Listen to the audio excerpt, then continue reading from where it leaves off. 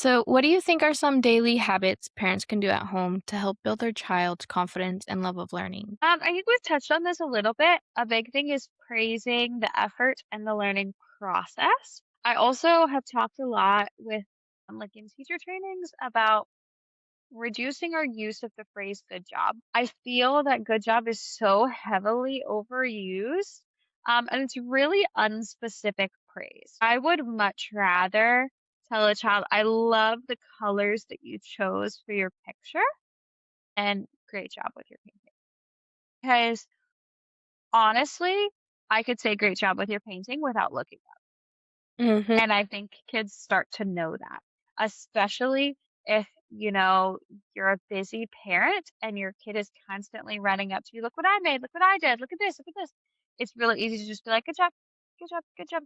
And if we actually can engage more meaningfully, we build their confidence because they feel that we're truly watching, we're truly observing and appreciating what they did. So if your child learns, is learning to ride a bike, instead of focusing on one day you'll get your training wheels off, we're focusing on, I love the way you steered around that rock. You did such a fantastic job noticing that there was a bump here, preparing yourself for it. Like these specific comments that validate their effort, I think are really crucial. Yeah, and I completely agree. We're told in school that saying good job is expected.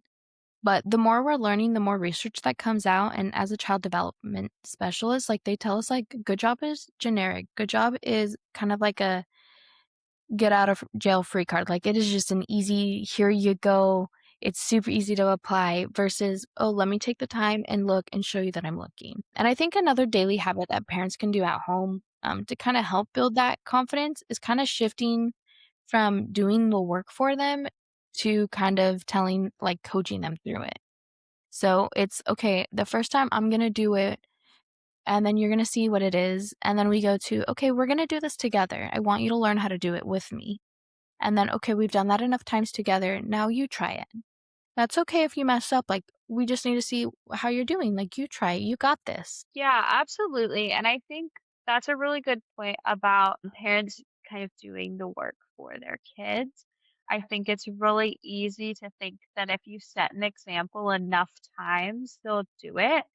Uh, but anyone who has, for example, tried to teach maybe a parent or a grandparent how to use an iPad, no matter how many times you show them what the email icon looks like, until they start clicking on it themselves, they're not going to get it. And I think it can be very similar with young kids. Like some are very visual learners, but most children need to learn through doing.